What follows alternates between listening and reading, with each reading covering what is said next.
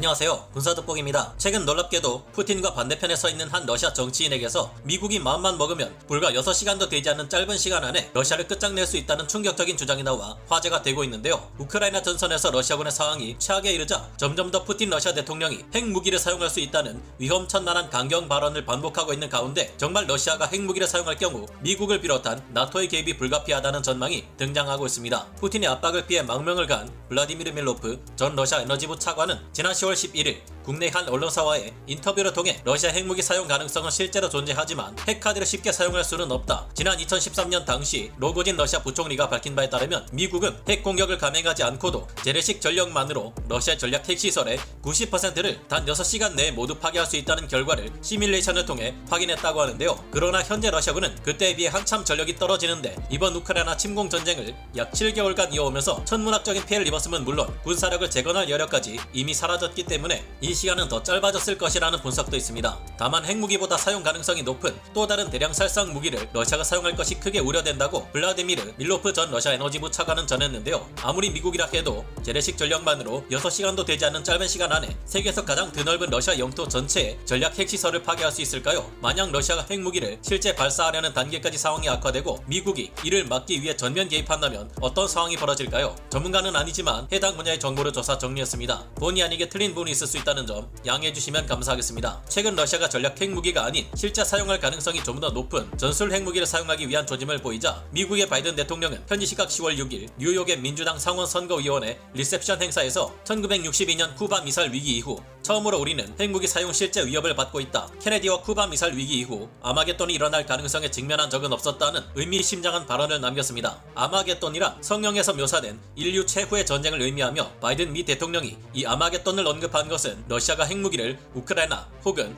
나토 국가에 사용할 경우 이에 전면 핵전쟁으로 대응하겠다는 뜻을 분명히 밝힌 것이라 볼 수 있습니다. 바이든 미 대통령은 당시 푸틴 러시아 대통령이 전술 핵무기나 생화학 무기를 사용할 수 있다고 말할 때는 농담이 아니다. 왜냐하면 러시아군 성과가 매우 좋지 않기 때문이다라며 사태의 심각성을 강조했는데요. 2013년에 이미 미국이 재래식 전력만으로 6시간 안에 러시아 전략 핵시설 90%를 무력화할 수 있다는 로고진의 말이 신빙성이 아주 높다고는 보기 힘들 겁니다. 로고진 부총리는 정치적으로 푸틴과 반대되는 입장에 놓여있다는 것을 감안하고 그 역시 이번 전쟁에서 엉터리 분석을 수없이 반복했던 러시아의 전 정치인 중 한 명이기 때문인데요. 그러나 소련과 미국의 냉전 시기 고려되었던 것처럼 미국이 러시아를 상대로 선제 핵 공격을 감행해 미국 본토에서 미니트맨 3 ICBM을 발사할 경우 러시아의 전략 핵시설을 30분이라는 짧은 시간 안에 대부분 파괴할 수 있다는 의견도 있습니다. 최근의 보고에 따르면 러시아는 무려 8,500기가 넘는 핵탄두를 가지고 있는 것으로 보이지만 이들 대부분이 지상의 핵미사일 사일로에 배치되어 있어 이동할 수 없기 때문이라는 것인데요. 아마도 로고진 부총리가 2013년 당시 러시아와 미국의 전쟁 시작 6시간 만에 러시아의 전략 핵시설 90%가 파괴된다는 분석이 나온 것도 이 때문이 아닐까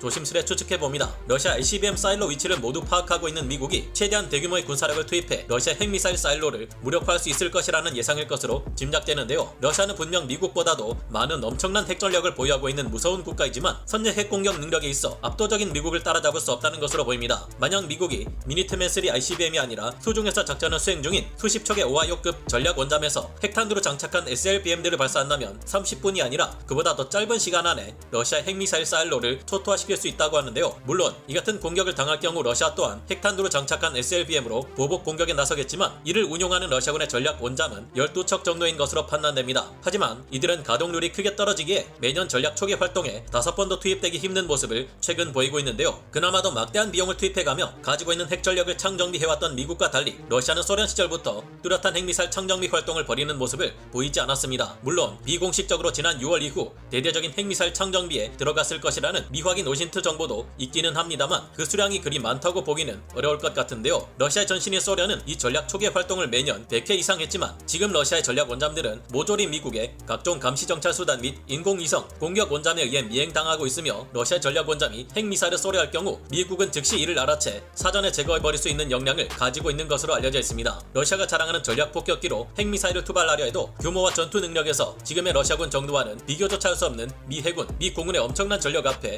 쉽게 좌절되어 버릴 가능성이 클 겁니다. 현재 러시아에는 스텔스 전투기가 한 대도 없는 것으로 알려진 반면 미국은 전술 핵폭탄을 미사일 F-35 스텔스 전투기와 B-2 스텔스 폭격기를 통해 쥐도 새도 모르게 투발해 모스크바를 쑥대밭으로 만들어버릴 수 있는데요. 하지만 그렇다고 해도 러시아의 토폴 M-ICBM, 야르스 ICBM 등과 같은 이동형 발사 차량들이 문제가 될 수 있으며 2013년 당시 군수 담당을 맡고 있던 로고진 부총리가 했던 말, 미국이 재래식 전력만으로도 6시간 만에 러시아의 핵시설 90%를 없애버릴 수 있다 해도 남아있는 10%의 핵무기만 해도 이미 중국의 핵무기 총 보유량을 크게 넘어서는 전력이라는 점을 무시해서는 안 될 듯합니다. 미국은 MD 체계를 통해 세계 최강의 다층 미사일 방어 능력을 갖추고 있지만 유사시 최소 수백 발에서 많게는 수천 발 이상 쏟아질 수 있는 러시아의 핵무기를 모두 막아내기는 어려울 것으로 예상된다는 점이 문제인데요. 하지만 재래식 전력만으로 따져본다면 이미 우크라이나에게도 크게 고전하고 있으며 이제는 공세에 필요한 포탄과 장비마저 부족한 러시아군이 세계 유일의 초강대국 미국과 전쟁을 수행할 경우 너무나 큰 격차가 나기에 도저히 상대할 엄두를 낼 수 없는 수준입니다. 특히 이번 우크라이나 러시아 전쟁을 통해 러시아군은 감히 미군의 상대가 될 수 없다는 점이 더더욱 극명하게 밝혀지고 있는데요. 우크라이나는 직접적인 미군의 개입 없이 유럽 여러 나라와 미국의 군사적 지원과 미국식 군사 교리와 훈련, 전투 수행 방식을 채택해 전장에서 실행함으로써 대부분의 전선에서 러시아군을 이미 상당 부분 압도하고 있습니다. 미국도 아프가니스탄에서 오랜 전쟁 끝에 사실상 패배하고 황급히 철수하는 굴욕을 보였지만 이는 끝내 아프간의 친미 민주정부를 수립시키지 못했기 때문이었는데요. 정규전에서 미군은 2001년 10월 7일 개전 이후 고작 3주 만에 탈레반 정규군을 모조리 박살내고 수도인 카불을 점령한 바 있습니다. 이라크전에서도 불과 2주 만에 공화국 수비대를 제압하고 수도 바그다드를 점령했는데요. 미국의 가장 굴욕적인 패배로 일컬어지는 베트남전에서 미국은 불리한 조건에서 싸웠으며 이때마저 전력비 부분에서만큼은 미군이 압도적인 수준을 보여준 바 있습니다. 미국은 당시 소련과의 충돌을 피하기 위해 북베트남 지역으로 올라가지 않는 행보를 보였지만 이런 조건 없이 전면전을 벌였다면 북베트남은 초토화되고도 남았을 것이라는 게 대부분의 군사 전문가들의 의견인데요. 러시아군은 코앞에 있는 국가인 우크라이나에서마저 보급과 군수물자 전달이 있어 온갖 방해를 받고 결국 이를 집중적으로 노려온 우크라이나군의 집요한 공격 때문에 갈수록 전쟁 자체에서 폐색이 짙어지고 있습니다. 하지만 미국은 미국과 최소 수천 킬로미터 이상 떨어져 있는 아프가니스탄, 이라크에서 전쟁을 수행해 왔으며 이때 거의 지구 반대편에서까지 군수물자를 원활히 수송하는